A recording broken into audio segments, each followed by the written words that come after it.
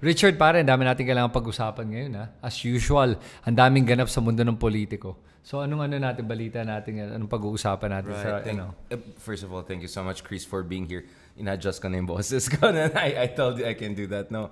But I heard great things about your setup here. Amazing things from our common friends, si Secretary Ronald De Amas. And I'm very impressed. And as I said, may history rin kami dito sa area niya. So, medyo nostalgic. But speaking of developments now, so yung isang araw, sabi ko nga, may updates tayo sa Duterte Youth at Duterte Old. Right? Wow. Yeah, exactly. So, on the Duterte Youth part, I just had Attorney Emil Marañon on my show the other day para pag-usapan kasi siya yung behind yung 2019 petition kung saan kini-question yung validity ng the whole party list, not to mention Cardema's eligibility. Yeah. Kaya nga youth. Pero question ko dun, people are a little bit confused there. What was the real issue that caused the disqualification? It's not because of the ineligibility of the Cardemas that really caused the disqualification, is it? So it was at practically every single level may problema. Mukhang bara-bara talaga the whole thing. The whole thing was dodgy to begin with. Does it even qualify as a party list?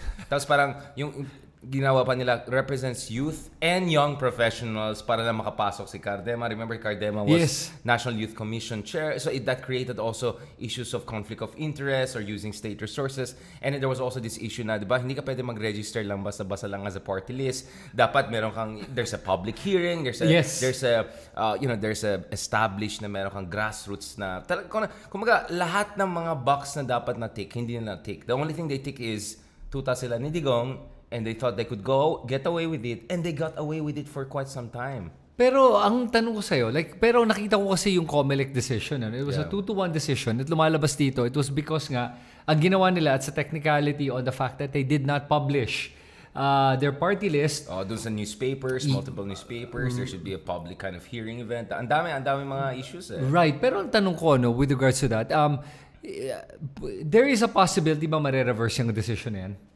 Well, I mean, let's see how this is going. Pero mukhang malabo na talaga I think the only reason the Duterte youth got away with things was because Digong was in power back in the day. And you know what's interesting is the only person also stood up to the whole Duterte youth shenanigan was Guanzon. I know. Well, alam mo, pare dyan si Guanzon, alam mo, ang gulo niya. Ang gulo niya talaga. I cannot read this person. I'm so confused kung ano ba talaga si Guanzon? Actually, that was a side story that got me interested because Guanzon was the one who stood against the whole Duterte youth shenanigans and also yung kay Cardema, diba? Making sure Cardema cannot sit. So mamaya mukhang bumawi din sila when Guanzon wanted to also get... Remember Guanzon later on, biglang gusto niya maging replacement candidate dun sa party list niya, so hindi rin nakasucceed. So ngayon naman, things are even weirder because Duterte youth is down, but there are chismis or rumors or reports na Guanzon is considering being a spokesperson of Sara daw. Right? Yeah. At as early as now, ina-attack na kami lahat ng mga kaaway ni Sara. So, dress rehearsal na ba ito? So, the Guanzon Cardema chapter is a whole story in itself, bro. Man, that's an interesting development there. Pero alam mo, with regards to with the Cardemas and with the Duterte youth, for me, the one thing that I ask myself is, anong ibig sabihin nito when it comes to some of like the filing of the impeachment charges against BBM, for example, that was filed by the Duterte youth. True. Pero in reality, they've been disqualified from 2019. So does that mean that disqualifies them retroactively? Or is it just for 2025? Ang labo Ang labo talaga this whole thing with the COMELEC Well, I'll just leave it to the election lawyer experts. But to be honest, even when you talk to even legal experts and legal luminaries, we'll have a different episode on the impeachment issue. Bati sila nahihilo sila. Ano ba talaga nangyari ngayon? Is this a basketball? Is this a ping pong? So honestly, the sad thing that lumalabas over the past few years is that there's so many grifters who have been trying to squeeze their way into power. By some chance, they got through back in the day, but now lumalabas yung baho. But ang problema is that dahil ang daming kalokohan nangyari dati, kahit ayusin mo ngayon, ang daming mga retroactive na mga complications na nangyari ngayon. So this is where we're finding ourselves when we're in this really a kind of uncharted territory of so many precedents Yeah. being violated or precedents being set. Right. So that's why honestly, the jury's out in terms of where we're heading. But one thing for me is clear: is the direction of the political wind, which is Duterte-aligned elements are gonna have a hard time, or at the very least, may come-upans na sila. Right. Pero the problem kasi is even though the Dutertes are, let's say, weakening, right? At bumabawas yung support sa kanila, at the same time, wala din kasing viable opposition. Right. So that plays into the problem. Even as a weakened Duterte camp, mahirap pa rin makahanap ng true opposition that can go against a unifying figure that can go against the Duterte faction at this point, di ba? Yeah, I mean, I'm just watching the horrible latest war in the Middle East, and everyone thought it was like one decisive victory on one side won. As we speak now, it's like a stalemate, attrition warfare, shooting war. Yun ang minsan tingin ko rin sa politika natin. I mean, of course, not literally, but figuratively. May mga panalo yung mga Duterte, may mga talo sila. So you're right, there's no decisive blow to them. We thought the ICC situation would have been a decisive blow. Next thing you know, it became a counter-punch. Right. Then we thought there's going to be a comeback and resurgence, as we saw in the Senate. We'll discuss that later on. But now we can see there's also pushback from the BBM side. Right. I'm hearing that BBM now is feeling more confident about the prospects for impeachment, which we'll discuss later. So you're absolutely right. I agree with you. But it's not only a question of whether my alternative. It's a question of there's no knockout blow. There's not even a knockdown here. So we're in a kind of a fluid situation. But speaking of fluid situation, speaking of Duterte youth kanina, no? Ngayon Duterte old naman. Okay, sige, papasok natin yan. So actually, marami nagtatanong sa akin, Richard, can you confirm with your sources? These are the same sources who correctly told me last year na there'll be the warrant of arrest on ICC. I was public about that. A little bit too ahead of schedule, but we got it correctly. These are the same people who also correctly said mare-reject yung asylum ni Harry Roque, asylum application niya, because technically speaking, hindi siya dumiretso sa Netherlands. His Schengen visa is from another country, and now Germany. Yes. So basically, Netherlands can easily say, ba't ka nag-apply sa amin? Duman ka naman sa ibang matinong bansa, doon ka na lang mag-apply, di ba? So I asked the same sources just the other night kasi maraming nagwo-worry. Like people even, influential people who would have thought know what's going on. So I just asked my sources, and then they also check with their own sources inside ICC and all. I was told, baka hindi totally fake news pala yun, na may bansa na nag-agree to host Digong for interim release. So I thought it was really totally fake news. Kasi, di ba, si Senator Trillanes has been coming out and saying, and I understand why you would be suspicious, di ba? Ang laki ng bayad kay Kaufman. He has to justify. Dapat may KPI siya. At pangalawa, gusto na naman nila ipakita na si Digong may laban pa. It looks like one Southern European country may have agreed. Would you know which one are you talking about here? I cannot go too specific, but I won't be surprised. Maybe Portugal or something like that. Wow, really? I would be surprised because considering the crimes that Duterte is being charged with, that would seem like a stretch pag mangyari talaga yun. Well, speaking of precedents, so we had a case whereby was it Kenyatta or some Kenyan top leader, he voluntarily actually cooperated, and he will go back and forth. So he'll go back to his job and then fly into The Hague and then go back to his job. So meron tayong situations kung people who have been accused of serious crimes allowed to actually that kind of latitude. Ang case naman ni Digong is obviously different. He did not voluntarily cooperate. Medyo pasaway, to put it mildly. But having said that, now they're playing that kind of compassionate humanitarian issue. Matanda na, hindi na sinabi niya anong pangalan niya. Rodrigo Roa. Yung isang araw lang, upakan ko ito mga ICC, di ba sabi niya. But the thing is, remember, presumption of innocence. Yes. Ang operating principle. So now they're pushing for some sort of interim release. The idea is that they'll put him in a country na EU level ang human rights, EU level yung security and safety, and not too far away from Hague because he'll have to fly in and out. Right. So I don't think it's going to be Alaska or Greenland or whatever. Portugal's a little bit far from Netherlands. Portugal or Spain or they won't be too far. So I did a flight from Hague to Ibiza. Like, right. 2 hours, 2 hours.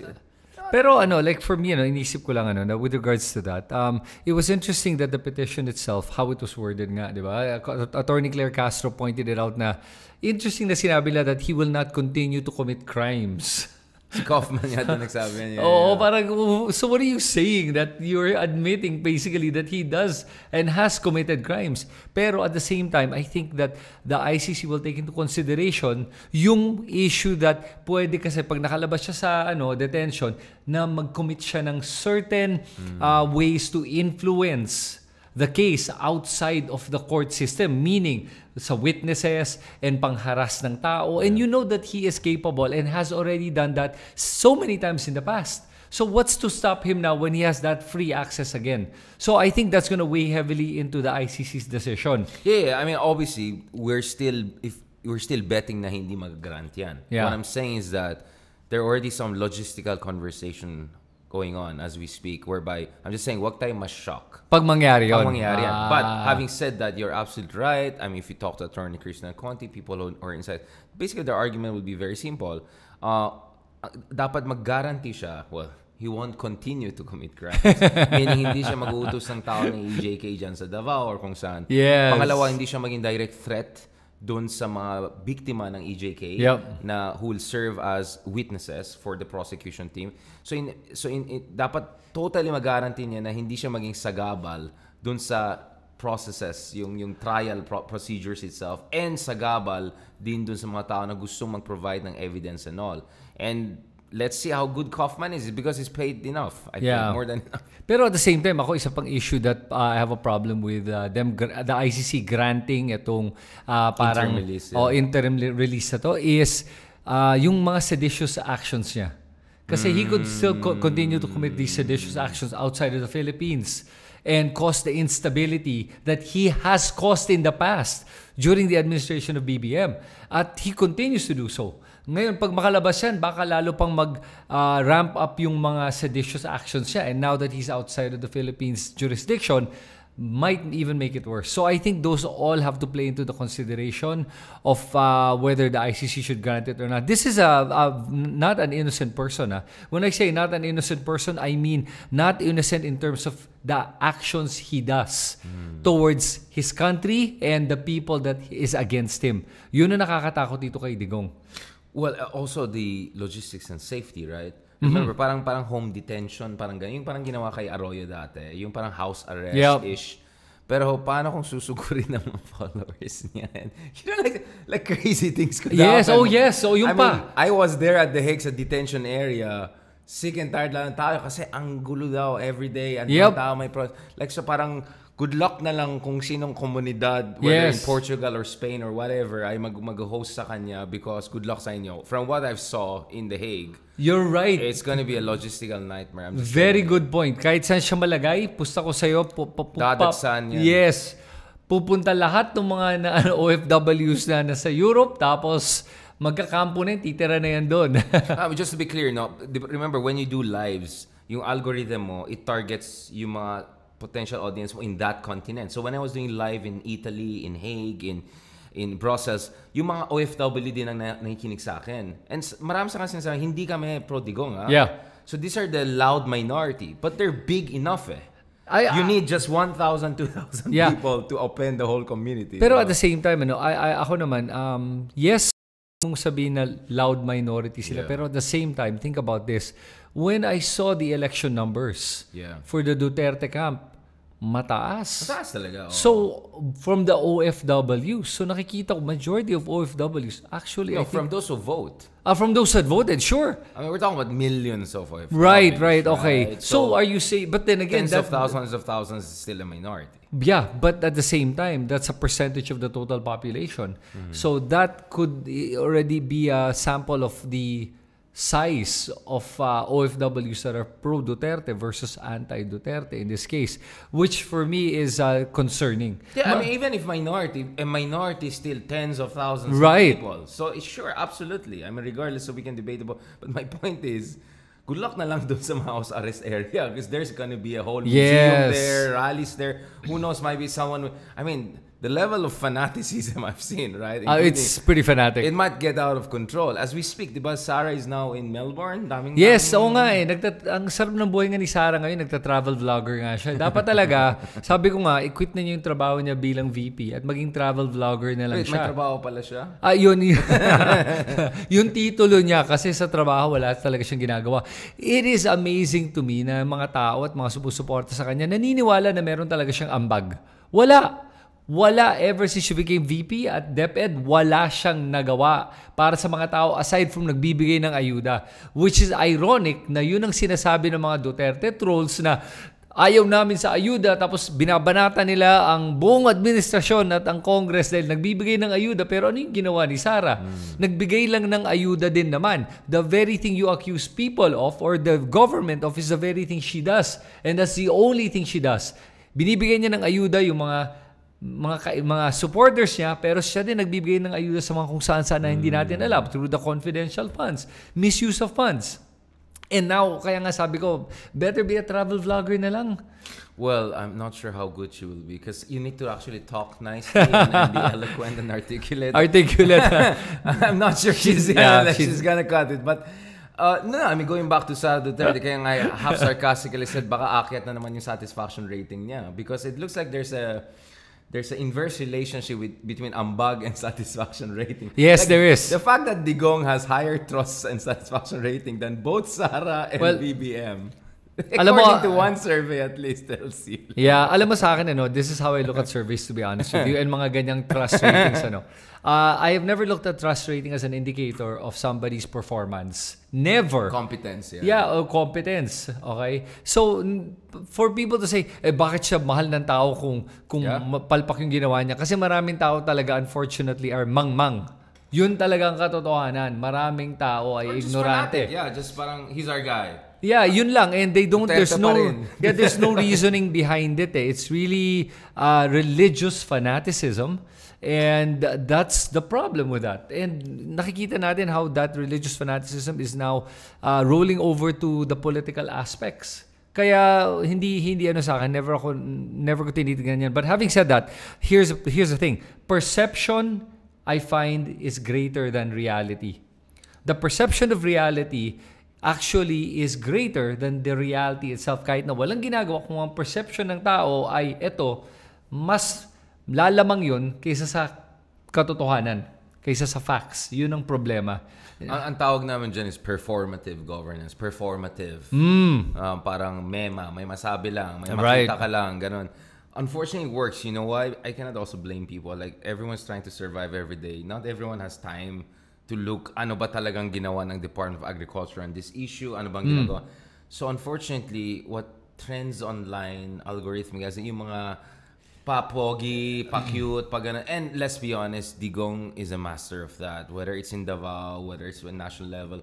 We know they're not competent because look at the flood control situation in Davao right now. Yeah. Look at the National High School in Davao. I think you can talk about how Davao could have been even better. I mean, Davao is a beautiful, great place. Right. But it could have been 10 times better if they had the other great people of Davao in charge. Yep. But the problem is that magaling sila to make themselves look as if it's either us or droga, like it's me or disorder. Yung ganyan mindset. It's me or puro mga dilawan na palpak. It's me or bangag. Ganyan yung magaling sila sa ganun, pare. Psyops. Yeah, and not just that. Ang interesting nga pag nakikita mo how the troll army works, pag makita mo yung messaging na ginagawa nila yun, sinasabi nga nila ngayon grabe, nagsama na ang mga Tambalolos, mga Pinklawan, mga NPA, mga drug addict, mga kriminal, mga oligarchs, mga lahat na nagsama na against Duterte. Sandali lang, nilahat mo na yung buong Pilipinas. Lahat ng kahit mga priests, sinama na nila doon. Lahat na talaga, mga eskwelahan, mga estudyante. I'm like, so sinasabi mo ang buong Pilipinas against sa Duterte. Oh, well, you kind of prove my point here na I think he's the problem hindi buong Pilipinas di ba? So that's one. Number two, yung interesting dito na nakikita kong dynamics with the troll army is they're really trying to paint Duterte as a savior of sorts. I don't know what to make of this or how we can. Well, again, we have had first of all, yung ganitong yung alliance ng mga oligarchs and komunista, this started with Marcos Sr. Yun yung basihan niya ng martial law declaration. Remember the yellow-red conspiracy theory na si Ninoy, si komunista, Lopez's oligarchs. So, first of all, let's be honest na ang genesis ng ganyan mga conspiracy theories, Marcos Sr. pa. Alright, so first of all. Pangalawa, itong cult, messianic style of leadership, we saw that with ERAP also. True. Kaya nung tinanggal si ERAP, nagkaroon ng EDSA 3. Marami sa ating kababayan, tingin nila itong mga EDSA 2, purong itong mga dilawan ng middle class na may Starbucks pa yata nun at saka nagte-text. Itong mga buwisit ng mga elitista na to. Kaya nagkaroon ng EDSA 3. At marami sa ating mga kababayan na galing sa marginalized communities, hindi sila natuwa sa nangyari sa EDSA 2. Kumbaga parang ninakaw yung kanilang political and democratic mandate. And doon actually, you know what's relevant? Marami tayong mga studies kung saan kinausap yung mga tao, bakit sila nag-EDSA 3. Ang tingin nila is yung pagkakulong or pagtanggal kay ERAP was an insult to their vote. It was an erasure of their mandate. In short, yung idea ng accountability, rule of law, they don't see it along that way. You know why that's important today?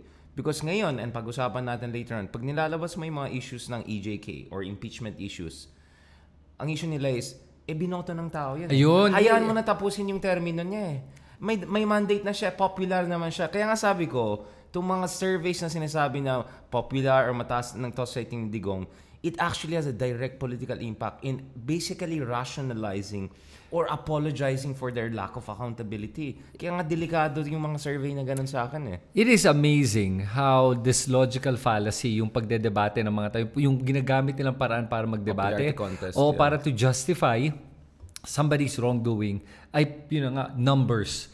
31 million, 30 million, 16 million. Kaya meron siyang mandato. Kahit hindi ibig sabihin that it's a blank check na kahit ano pwede niyang gawin. It doesn't mean that at all. At kahit naman yung mga bumoto sa kanya, kahit yung mga bumoto kay Duterte noong 2016 are not supporting him anymore. Marami doon na hindi na sumusuporta kay Duterte. Again, it's just the perception of strength rather than true strength. Yun yung nakakatakot dito is that's why the troll army is very particular about trying to control the narrative of what is seen by people on social media. And I'm so surprised. Alam mo, there's a part of me that wants to sometimes act like a troll and do what they do. Yung mga, tignan mo lahat ng mga gagong to, mga PI kayong lahat.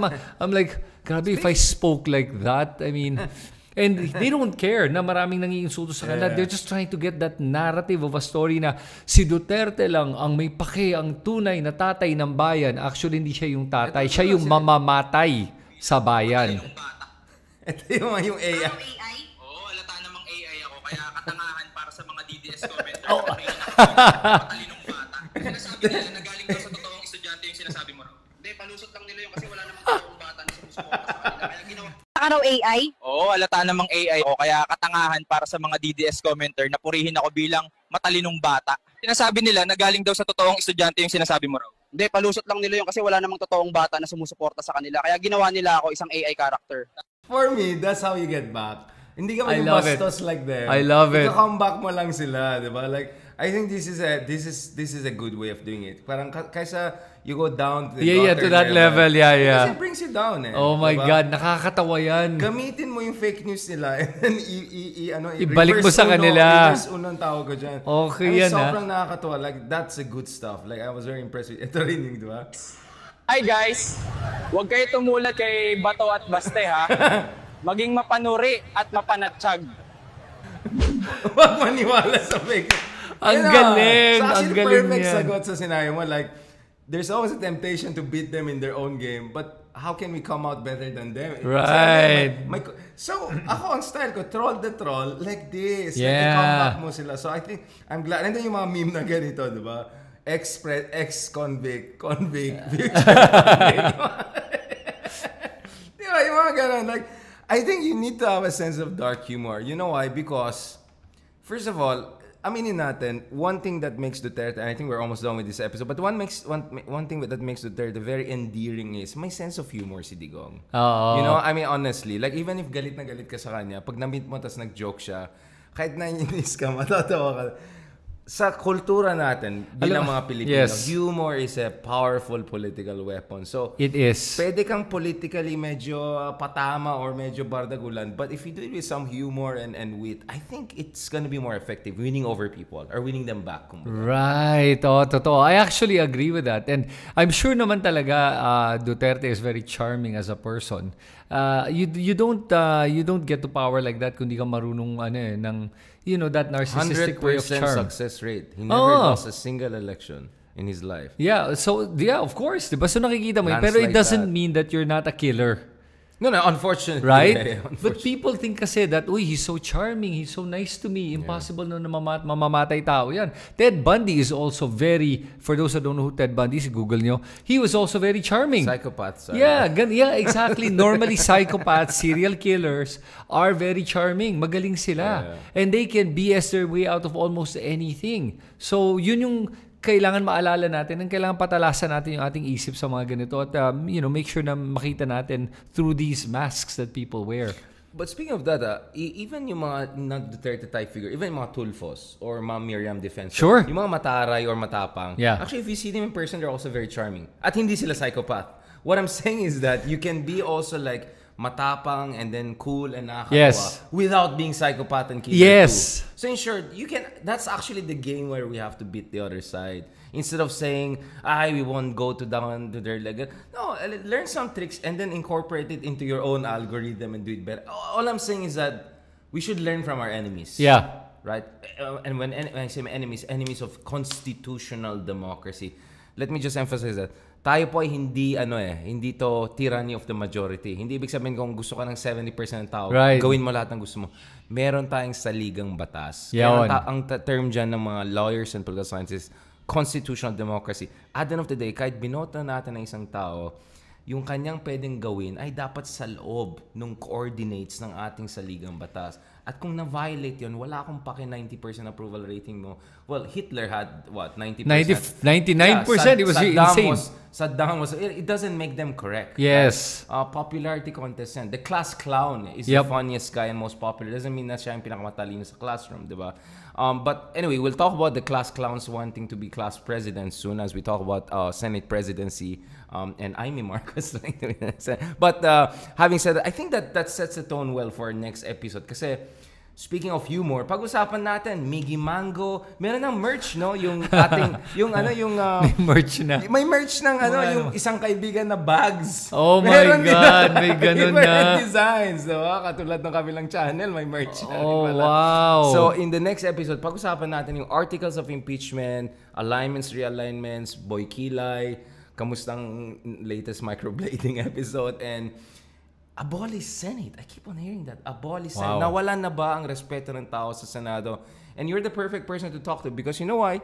You're among the first people who openly said, wow, yung lower house ngayon ay mukhang upper house. At yung upper house ngayon mukhang clown show basically. Yes. So let's discuss that in our next episode, bro. Thank you so much. It was amazing. All right.